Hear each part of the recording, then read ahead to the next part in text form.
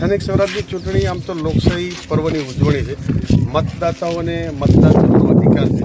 કેને ચૂંટવા કેને ન ચૂંટવા એ લોકશાહી પર્વમાં મતદાતાને અધિકાર છે. પરંતુ છેલ્લા સમયથી આવી ચૂંટણી ક્યારે જોઈ નથી. કાલે ભાજપના મહામંત્રી જે ખરાબ વર્તનમાં હેમાબા અને તમામ સમાજોનું અપમાન કર્યું છે. રાષ્ટ્રપતિ એવોર્ડ હેમાબાને આપેલો હતો.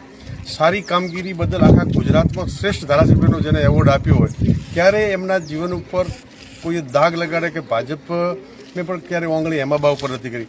એ ભાજપના મહામંત્રીની વિગતો જોઈતી હોય કમલેશભાઈને તો શમશાનની દિવાલો હોય કે જેટલી દિવાલો કરી એ સ્થળ ઉપર બનાવી નથી કટકી કરી ગયા હતા. તો અમે અમારી મર્યાદાઓ અમે નથી કહેતા.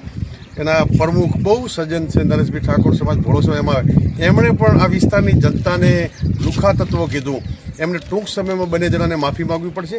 આ માત્ર કોઈના ઉપર આક્ષેપ નથી. સમગ્ર વાવથરા જિલ્લાની બનાસકાંઠા જિલ્લાની અપમાન કમલેશભાઈ અને ભાજપના પ્રમુખે કર્યું છે. એમને વિનંતી કરું છું કે તમે વાવથરા જિલ્લાની સર્વ સમાજને લુખા તત્વો કહો. હેમાબા જેવા સ્વર્ગીય જ્યારે સ્વર્ગસ્થ કોઈ થાય એના વિશે ક્યારેય ના બોલી શકાય. જ્યારે હેમાબા પરિવાર પર ક્યારેય કોઈનું ખોટું નથી કર્યું. હેમાબા અને સમગ્ર વિસ્તારની જનતાનું અપમાન કર્યું છે. એ બદલ કમલેશભાઈએ પણ માફી માગવી છે.